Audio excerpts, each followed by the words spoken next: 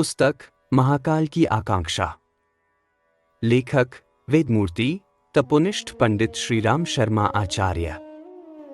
अभूतपूर्व समय जिससे चुका न जाए। यह युग संधि की वेला है। 20वीं सदी विदा हो रही है और 21वीं सदी के प्रभात का अरुणोदय हो रहा है। संध्या काल की महिमा सर्वत्र असाधारण बतलाई गई है। युग संधि का अवसर असाधारण है। विचित्र प्रकार के माहौल बनते और नई तरह के संवेदन उभरते हैं। इन दिनों भी ऐसा ही कुछ है। जीवंतों को कुछ ऐसे निर्णय करने पड़ते हैं जो उनकी गरिमा के अनुरूप हों।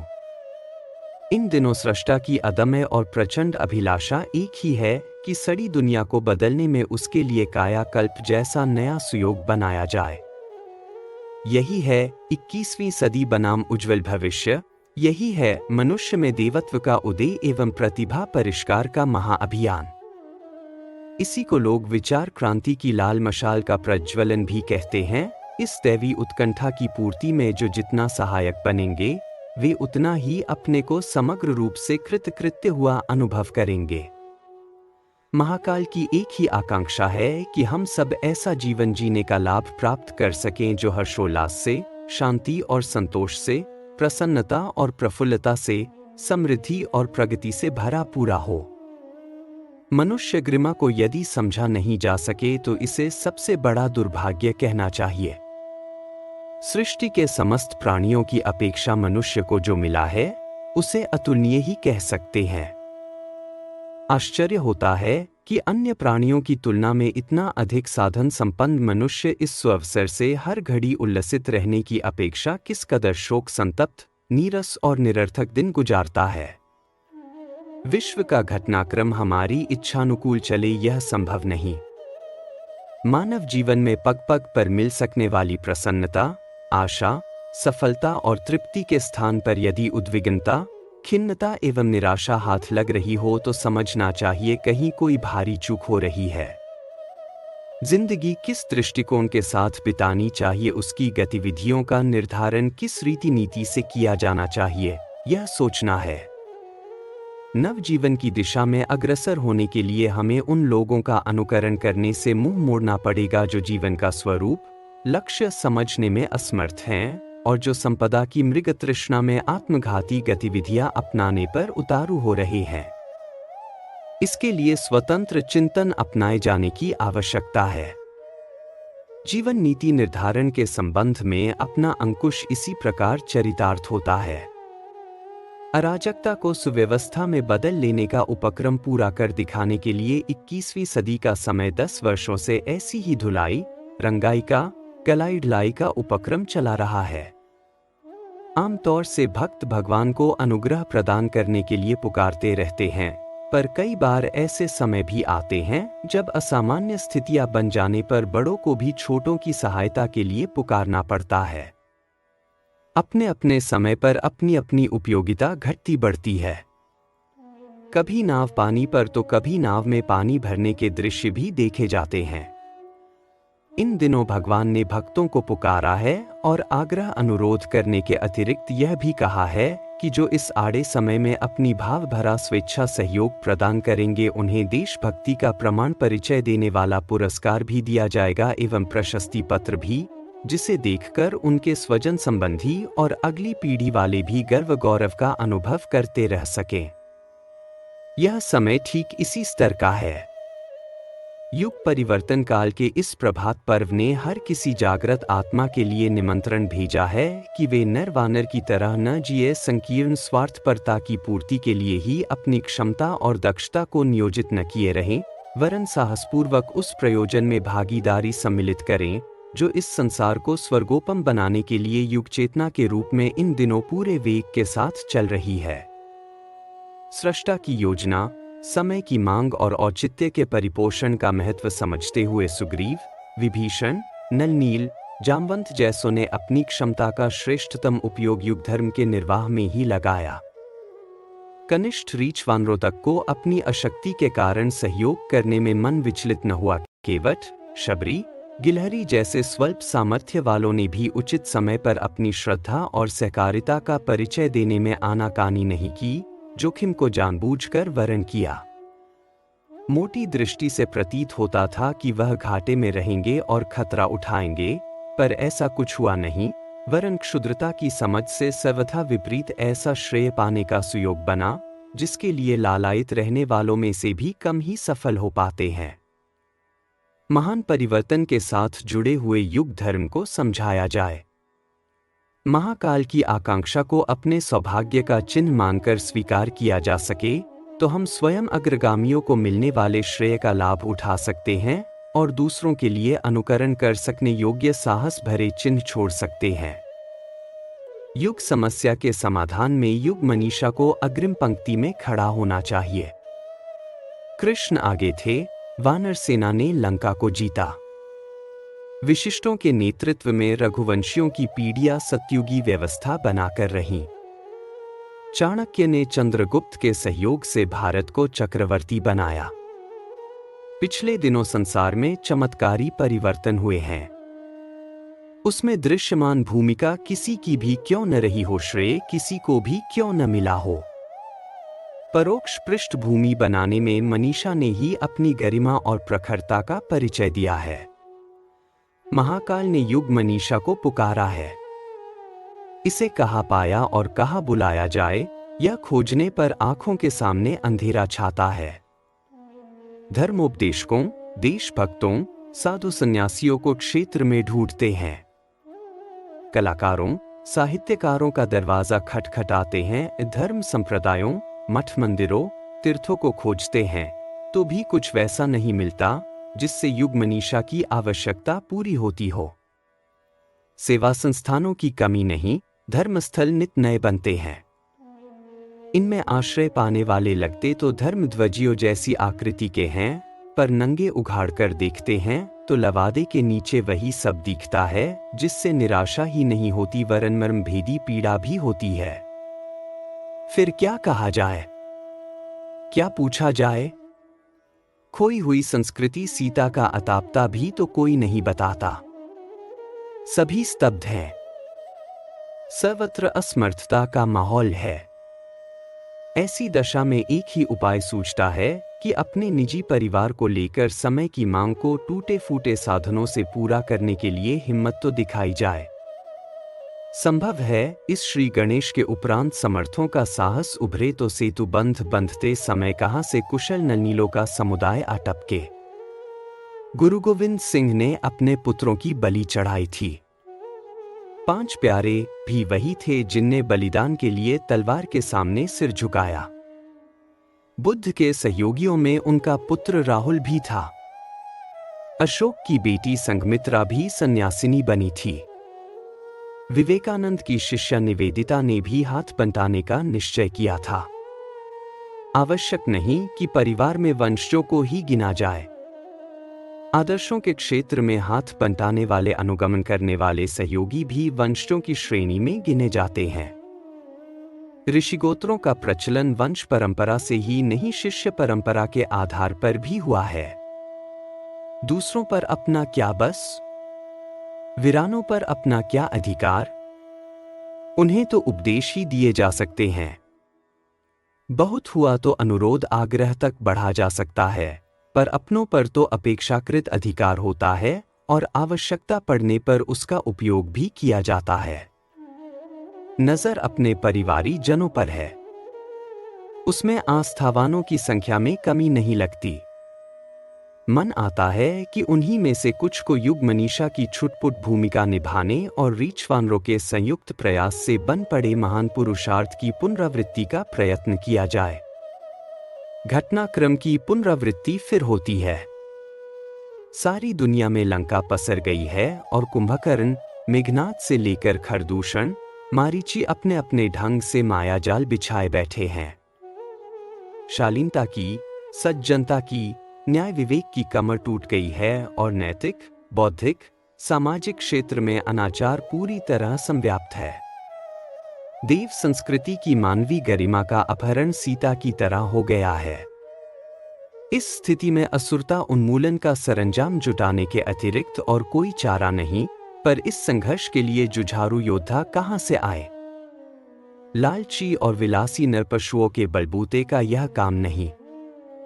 वे तात्कालिक लाभ छोड़कर आदर्शों के लिए त्याग बलिदान की बात सोच भी नहीं सकते।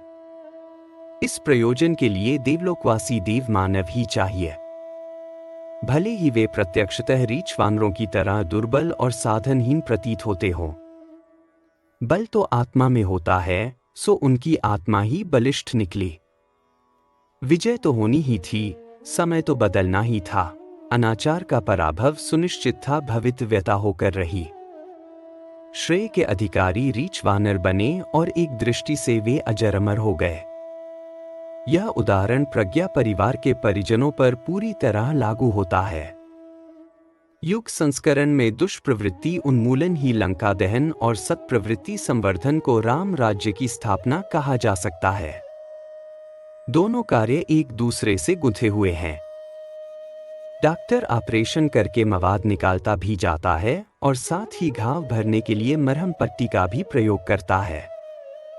समय यही कर रहा है और उस कर्तव्य का श्रेय उन उंगलियों को मिल रहा है जिन्हें अपने शब्दों में प्रज्ञा परिजन कह सकते हैं। कथन का प्रथम निष्कर्ष यह है कि वरिष्ठ प्रज्ञापुत्र अपने को देव मानव समझें और अनुभव करें कि यह जन्म उन्हें संपदा एवं विलासिता के व्यामों में डूबे रहने के लिए नहीं मिला है। नियति का निर्धारण यह है कि वे युग की समस्याओं को सुलझाने के लिए अपने आप को भीम अर्जुन समझें, अंगद हनुमान माने और वह करें जो नलनील द्वारा असंभव को संभव करके दिखा दिया गया था। प्रज्ञा पुत्रों को इस आपत्तिकाल में लालसा, लिप्सा, तृष्णा, वासना और अहंता की महत्वाकांक्षाएं पूरी करने की छूट नहीं है।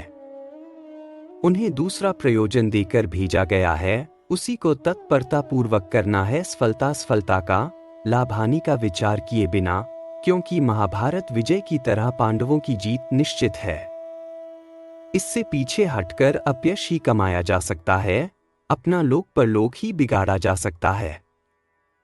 प्रज्ञा परिजनों को भी इतना समय उसी प्रकार नवसृजन के लिए उत्सर्ग करना चाहिए जिस प्रकार की बुद्ध के परिव्राजकों और गांधी के सत्याग्रहियों ने बिना लोभ लालच की ओर मन डुलाए कष्ट के दिन हंसते हुए बिताए। क्या करना होगा? इसके लिए अनेक बार बताया जा चुका है कि इस अवधि को गृहस्थ ब्राह्मणों और विरक्त संतों की तरह लोकमानस के परिष्कार में, घर घर अलख जगाने में, दुष्प्रवृत्ति उन्मूलन की विचार क्रांति में और सत्प्रवृत्ति संवर्धन के पुण्य परमार्थ में नियोजित किया जा सकता है। प्रश्न अनुदान योगदान का है। जिसने इसे स्वीकार कर लिया उसके लिए समय और अंशदान कोई समस्या नहीं। उसे तो सुदामा के तंदुलों और शबरी के बेरों की तरह कोई भी प्रस्तुत कर सकता है। शरीर से बालू चिपटाकर समुद्र पाटने का दुस्साहस करने वाली गिलहरी से अधिक गई गुजरी स्थिति में हम में से कोई भी नहीं है। कृपणता तो पापी मन में घुसी रहती है। वही चित्र विचित्र, बहाने गढ़ती और व्यस्तता असमर्थता की आड़ ढूंढती है। हर बाप चाहता है कि उसका बेटा उसकी अपेक्षा अधिक बड़ा आदमी बने। हर माँ चाहती है कि उसकी बेटी उसकी तुलना में अधिक सुखी रहे। हमारे पास कुछ ऐसा भी है जो उच्चस्तरीय है और हमारे मार्गदर्शक ने समूची अनुकंपा समेटकर हमें दी है। उसे साथ लेकर नहीं मरना चाहते, वरन यह सोचते हैं कि उस पारस मणि का प्रियजन भी लाभ उठावें जो हमें सौभाग्यवश मिली है। यह स्वाति बूंद की तरह बरसी और नगण्य सी सीप के पेट से बहुमूल्य मोती उगाने में समर्थ हुई है। अंतःकरण को मन, बुद्धि, चित्त, अहंकार को हमने ऐसी दिशा दी है जिसके सहारे व्यक्तित्व को ब्राह्मणोचित बनने का, ब्राह्मी संपदा से लद जाने का अवसर मिला है। अपने आपे का वैभव, वर्चस्व और साधनों का हमने उच्चस्तरीय उपयोग किया है। एक शब्द में हम अपने आप के नेता बनकर जिए हैं। आकांक्षा यह है कि अपने स्वजन संबंधियों में से प्रत्येक को यह संपदा हस्तगत हो। उसकी क्षमता, अभिरुचि एवं कार्य पद्धति ऐसी हो जिसे युग नेतृत्व के रूप में देखा और सराहा जा सके। सिंह और हाथी अपनी शक्ल सूरत व सामर्थ्य वाले बच्चे जनते हैं। हमारी आंतरिक अभिलाषा एक ही है कि जो हमें अपना समझते हैं, जिन्हें हम अपना समझते हैं, वे युग नेतृत्व करें, अपने आप को आदर्शों के राजमार्ग पर चलाएं और नैतिक, बौद्धिक, सामाजिक क्षेत्र में प्रगतिशीलता की क्रिया प्रतिक्रिया अपनाएं। समर्थ नाविक की तरह अपनी मजबूत पतवार वाली नाव पर बिठाकर स्वयं पार हों, अन्यान्य असंख्यों को पार लगाए, ऊंचा उठाएं और ऐसा वातावरण बनाएं जिससे सर्वत्र वसंत सुषमा बिखरी दृष्टिगोचर हो। युग बदल रहा है, हम भी बदलें। अगले दिनों हमें बड़े बड़े काम करने हैं। युग परिवर्तन का कार्य अपने देश और अपने समाज के नवनिर्माण से आरंभ करके उसे विश्वव्यापी बनाना है। अपने सामने अनेक समस्याएं उलझी पड़ी हैं, अनेक आवश्यकताएं अपनी पूर्ति के लिए पुकार रही हैं, उनका समाधान उचित रीति से करने के लिए विशालकाय व्यवस्थाएं जुटाई जानी हैं, किंतु यह सब कौन करे, यह प्रथम प्रश्न है। उत्कृष्ट व्यक्तित्व जो नव निर्माण के महान प्रयोजन की पूर्ति के लिए अभीष्ट क्षमता से संपन्न हो, वे ही हमारी प्रथम आवश्यकताएं हैं। महल बनाने के लिए, भूमि खोदने के लिए सबसे पहले फावड़ा चाहिए।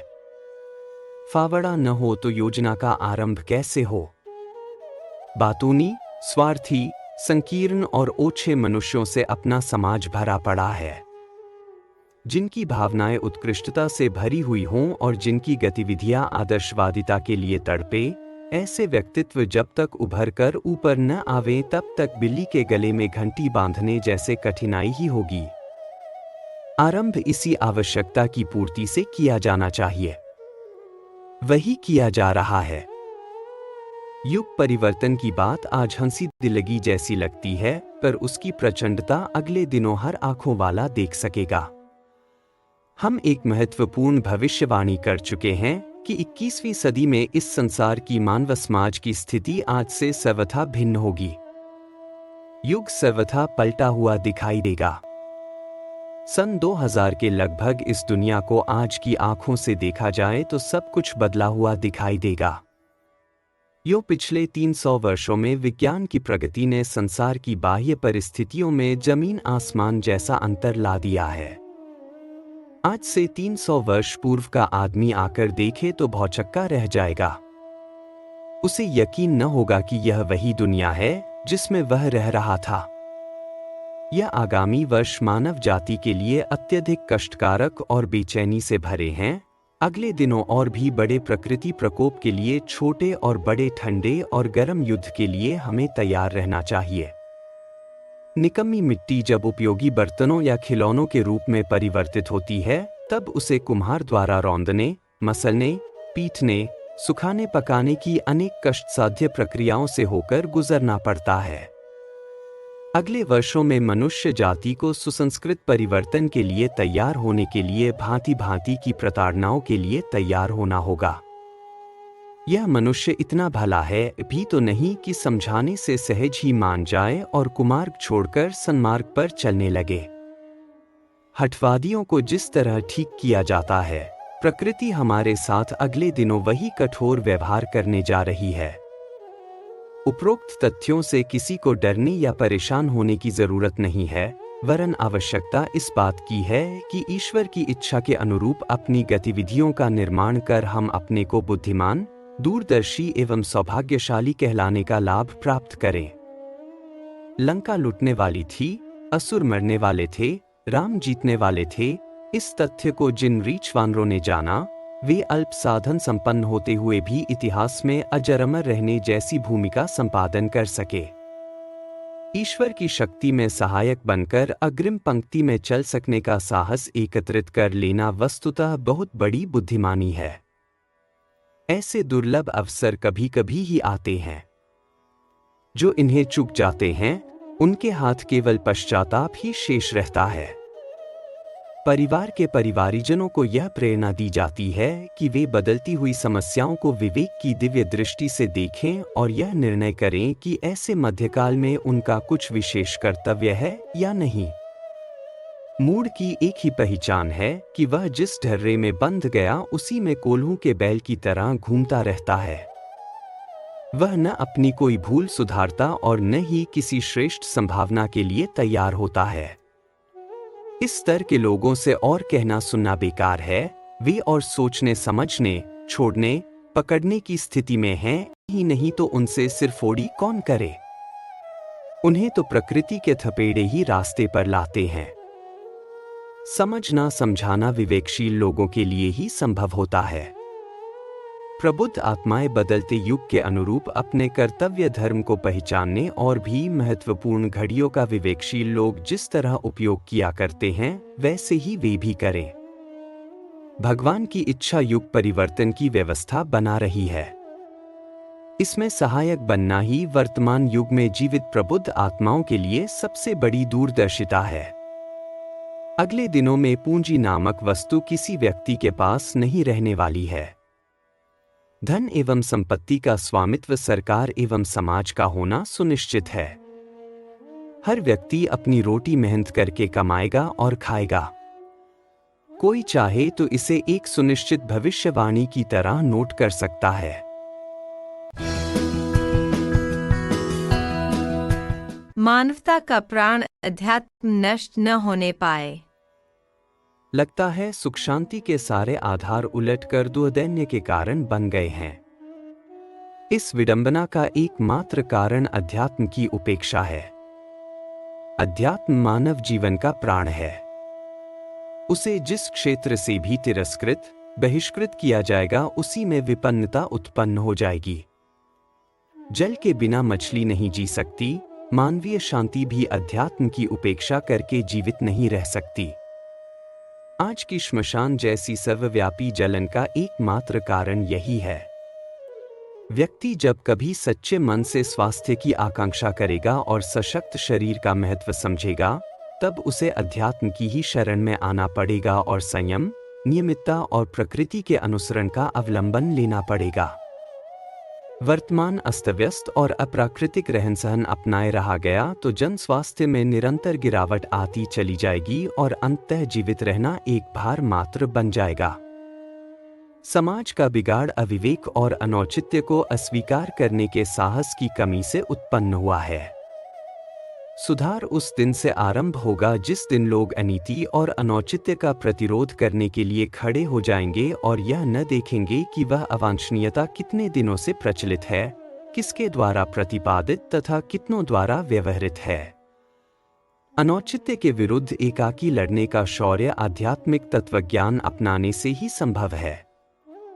यह उपलब्धि जिस दिन अपने लोगों में जड़ जमाने लगे, समझना चाहिए कि समाज सुधार का शुभारंभ हो गया। देश की उत्साहजनक राजनैतिक स्थिति के लिए तब तक हमें प्रतीक्षा ही करनी पड़ेगी जब तक कि हर राजनेता के व्यक्तित्व को आदर्शवादिता और उत्कृष्टता की कसौटी पर कसे जाने और खरे उतरने के लिए विवश नहीं कर दिया जाता। आज काम विशाल दृष्टिकोण वाले ऊंचे व्यक्तित्वों से चलेगा और यह उत्पादन केवल आध्यात्मिकता के क्षेत्र में ही संभव है। यदि हमारी राजनीति धर्म और अध्यात्म के आदर्शों से जुड़ जाए तो धर्मराज्य, राम राज्य, स्वराज्य और सतयुग के दृश्य उत्पन्न होने में देर न लगे। यदि हमें अपना समाज सुविकसित, सभ्य और समर्थ बनाना हो तो उसकी मान्यताओं और गतिविधियों में आध्यात्मिकता का सुनिश्चित समावेश करना होगा। यह समावेश ही हमें अपने अतीत की गौरवपूर्ण स्थिति पर पुनः पहुंचाने में समर्थ होगा। देश, धर्म, समाज और संस्कृति के प्रति अपने कर्तव्यों और उत्तरदायित्वों का भी विचार किया जाना चाहिए। सच तो यह है कि आज की विषम परिस्थितियों में व्यक्तिगत महत्वाकांक्षाओं को लिप्सा, तृष्णा को कुछ समय के लिए एक कोने में उठाकर रख देना चाहिए और आपत्ति धर्म पालन करते हुए लोक निर्माण के लिए अपनी तत्परता नियोजित करनी चाहिए। लोकमानस का परिष्कार अपने युग की सबसे बड़ी आवश्यकता है। समुन्नत दृष्टिकोण के अभाव में प्रतिभाशाली और साधन संपन्न भी मात्र विनाश लीला रचने में लगे रहते हैं, जबकि उत्कृष्ट चिंतन बना रहने पर अभावग्रस्त व्यक्ति भी अपने कर्तृत्व को महामानव जैसा प्रस्तुत करता है। सद्भाव दुर्भिक्ष से निपटने के लिए हमें युद्ध स्तर पर प्रयत्न करने चाहिए। हमें कृमि कीटकों जैसा पेट और प्रजनन पर समर्पित घटिया जीवन नहीं जीना चाहिए। उत्कृष्टता और आदर्शवादिता को अपनाते हुए नवजीवन प्राप्त करने के लिए अग्रसर होना चाहिए। इसी में मनुष्य जन्म की सार्थकता है। सेवा का अर्थ युग धर्म का निर्वाह। इस बार आस्था संकट से जन जन के अंतराल तक घुसी हुई असुरता से जूझना है और उसके द्वारा बनाए हुए 600 करोड़ बिलों में सूजे हुए विषधरों से निपटना है। विनाश की विभीषिकाएं इतनी व्यापक इससे पूर्व कभी भी नहीं घूमी, जिनने मानवीय सत्ता और सभ्यता को एक साथ उद्ध्वस्त करने का चक्रव्यूह बनाया हो। मरण और जीवन में से एक को इन्हीं दिनों चुना जाना है। ऐसी विपन्न वेला को अभूतपूर्व समस्याओं और विपत्तियों से भरी पूरी ही कहा जा सकता है। इन दिनों प्रधान भूमिका जागृत आत्माओं की ही होगी। उन्हें व्यामोह से निकलकर गांडीव उठाने का गीता उद्बोधन प्रस्तुत महाभारत के संदर्भ में सुनना होगा। दूरदर्शिता की मांग इतनी ही है, जिनका विवेक जग सके वे समय को पहचाने, अपनी गरिमा और भूमिका समझें और बाल क्रीड़ाओं में उलझे रहकर समय न गवाएं। अपने वर्चस्व और वैभव को उस प्रकार नष्ट भ्रष्ट न होने दें जैसा कि मूढ़मती करते रहते हैं।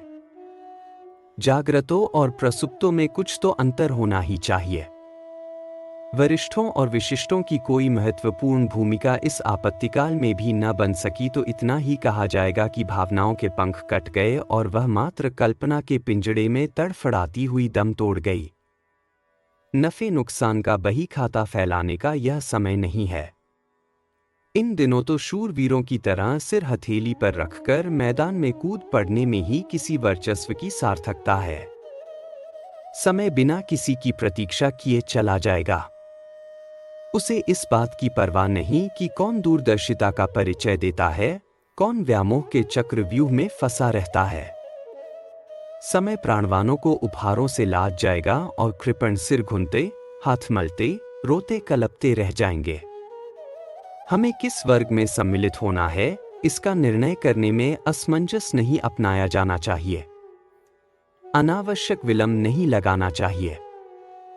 प्रज्ञा युग के अवतरण की इस पुण्य वेला में महाकाल ने जागृत आत्माओं का समय मांगा है। श्रम सीकरों के बिना युग देवता का तर्पण न हो सकेगा। युग देवता की एक ही पुकार है, समयदान, समयदान, समयदान। जो यह अनुदान दे सकें वे यह न पूछें कि इसे अमुक कार्य में ही लगाने की शर्त है। समय की आवश्यकताएं इतने प्रकार की हैं, उनकी आपूर्ति में जहां जिसकी जिस प्रकार आवश्यकता समझी जाएगी वहां उसे लगा दिया जाएगा।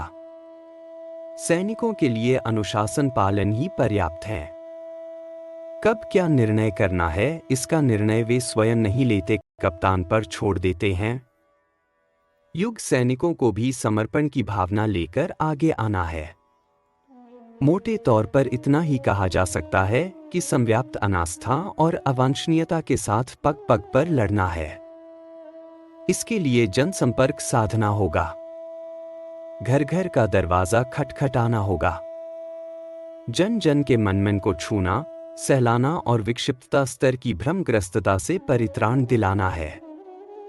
अंतःकरण उभरा तो फिर पीड़ा और पतन का कहीं कोई कारण शेष न रहेगा। सभी जागृत आत्माओं के लिए काम एक ही है, दिशा एक ही, रीति एक ही, नीति एक ही है। यह बात दूसरी है कि समय की कब कहाँ क्या मांग उठ पड़े और उसकी पूर्ति के लिए किसे किस मोर्चे पर जूझने के लिए जुटा दिया जाए, इसका निर्णय हर कोई अपने मन से न करे, अन्यथा प्रयास न रहकर अराजकता में बदल जाएंगे और सृजन के स्थान पर विघटन के दुर्भाग्य भरे दृश्य दिखाई देंगे।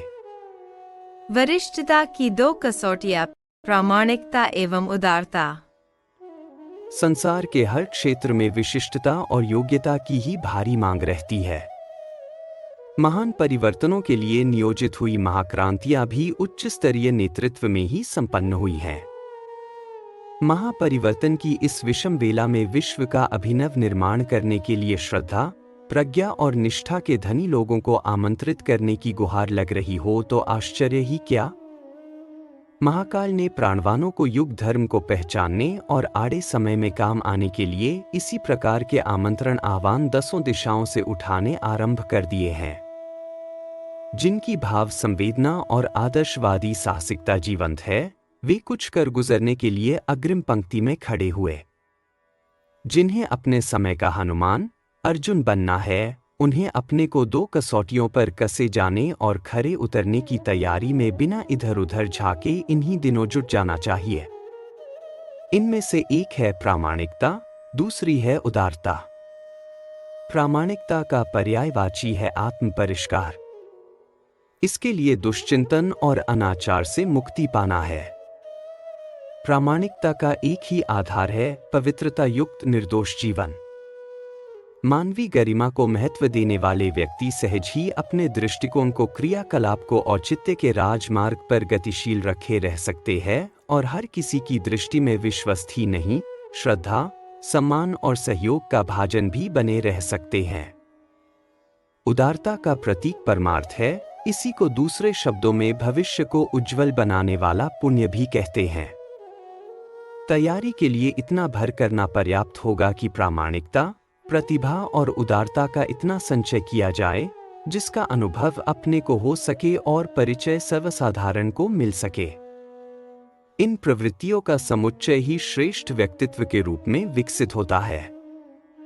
परिवर्तन की इस महावेला में उच्च स्तरीय दायित्व जिन्हें सौंपे जाने हैं, जो उत्साहपूर्वक उन्हें अंगीकार और वहन करने वाले हैं, उनमें असमानता के कुछ लक्षण तो जांचे परखे ही जाएंगे। सोने की जांच पड़ताल कसौटी पर कसने और आग में तपाने से होती है। व्यक्ति की गरिमा भी ऐसे ही 2 माध्यमों से जानी जाती है, जिनमें से एक है चिंतन, चरित्र और व्यवहार में समाविष्ट उत्कृष्टता। यही वह है जिसे पवित्रता, प्रामाणिकता और वरिष्ठता कहा जाता है और उन्हें कुछ भी दायित्व सौंपने पर ठीक तरह संपन्न किए जाने पर विश्वास किया जाता है।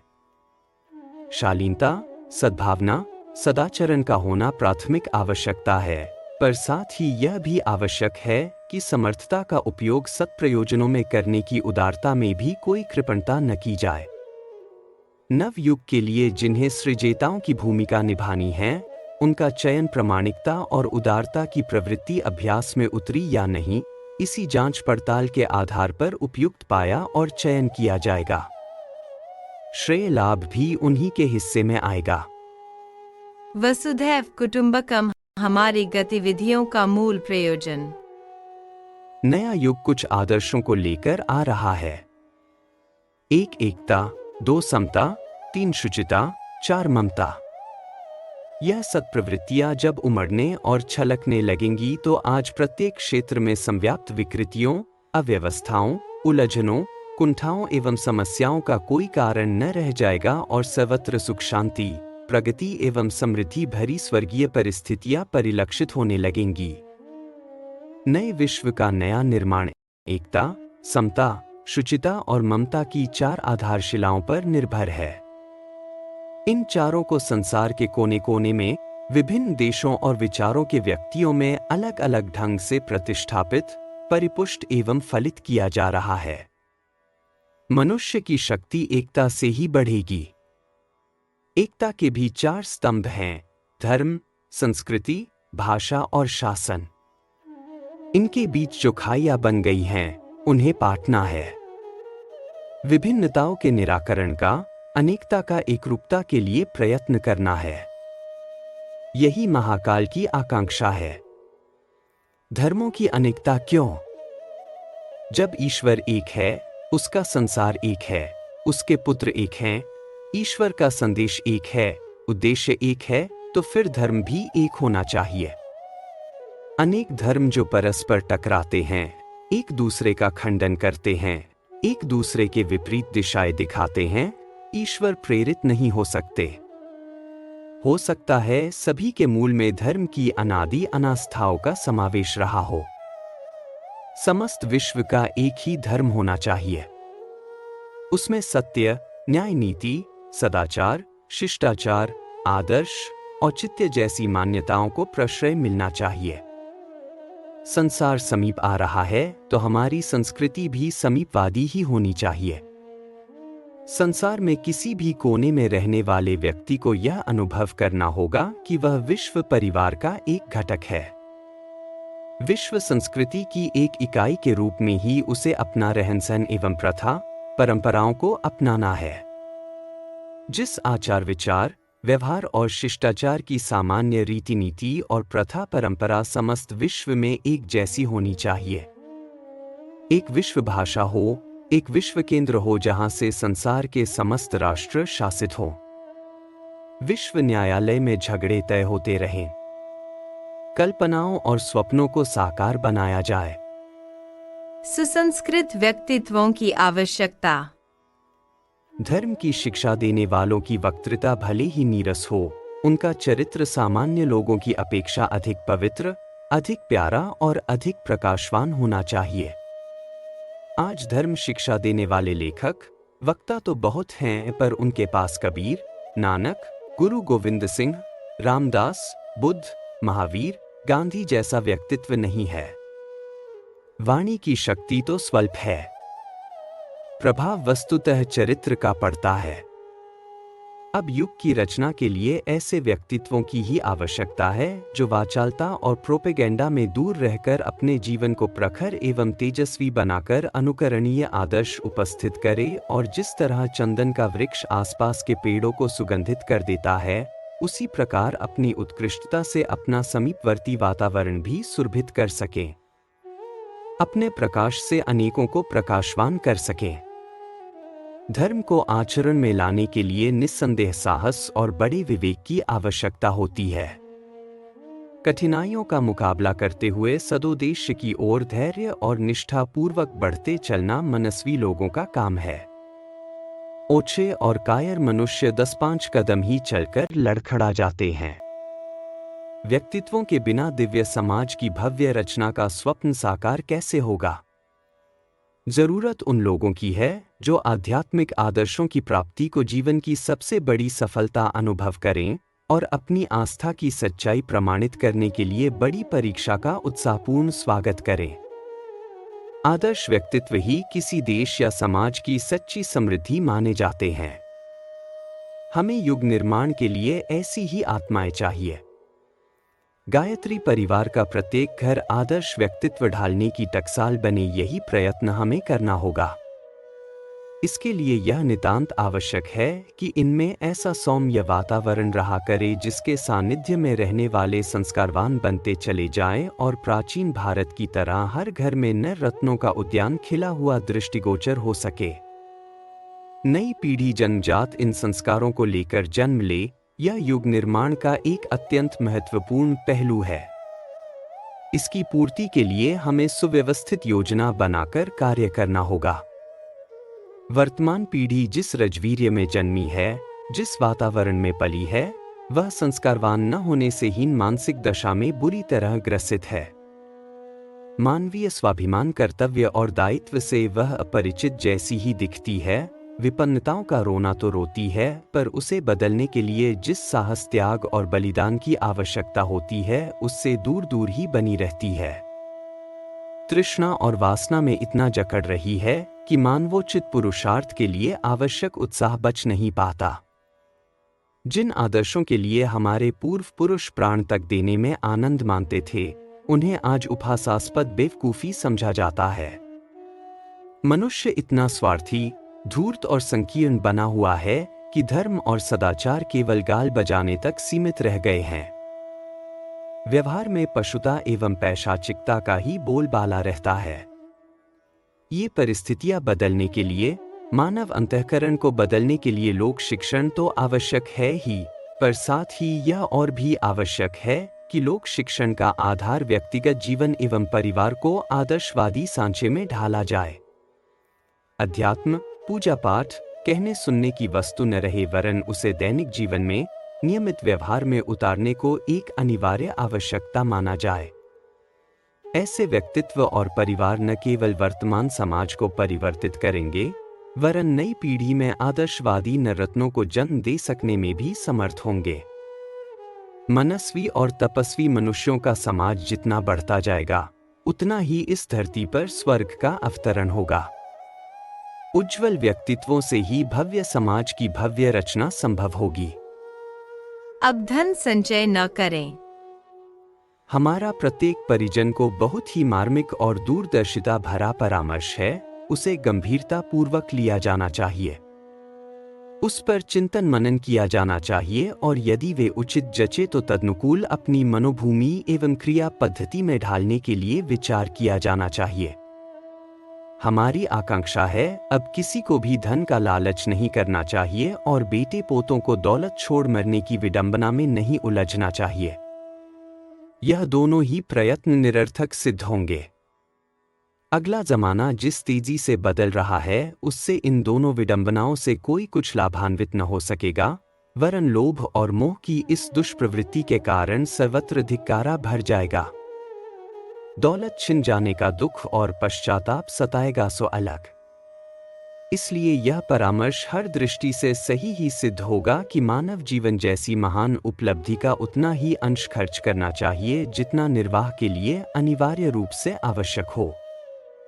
इस मान्यता को हृदयंगम किए बिना आज की युग पुकार के लिए किसी के लिए कुछ ठोस कार्य कर सकना संभव न होगा। लोभ मोह में जो जितना डूबा हुआ होगा उसे लोक मंगल के लिए न समय मिलेगा न सुविधा। हमको सामान्य नागरिक जैसे स्तर का सादगी और मितव्ययता पूर्ण जीवन स्तर बनाकर स्वल्प व्यय में गुजारे की व्यवस्था बनानी चाहिए और परिवार के स्वावलंबी बनाने की योग्यता उत्पन्न करने और हाथ पांव से कमाने में समर्थ बनाकर उन्हें अपना वजन आप उठा सकने की राह बता देना चाहिए। बेटे पोतों के लिए अपनी कमाई दौलत छोड़ मरना भारत की असंख्य कुरीतियों और कुपरंपराओं में से एक है। हमारा परामर्श है कि परिजन कल्पित ईश्वर की खुशामद में बहुत सिर न फोड़े। अपने अंतरंग को और विश्व मानव को समुन्नत करने के प्रयत्नों में जुट जावें और त्याग बलिदान को वास्तविक ईश्वर भक्ति तथा तपश्चर्या समझें। इस प्रक्रिया को अपनाकर वे ईश्वरीय अनुग्रह जल्दी प्राप्त कर सकेंगे। व्यक्तित्व को परिष्कृत और उदार बनाकर ही हम ईश्वरीय अनुग्रह के अधिकारी बन सकते हैं। इस तथ्य को हमारा हर परिजन हृदयंगम कर ले तो वह मंत्र तंत्र में उलझा रहने की अपेक्षा उस दिशा में बहुत दूर तक चल सकता है जिससे विश्व कल्याण और ईश्वरीय प्रसन्नता के दोनों आधार अविच्छिन्न रूप से जुड़े हुए हैं।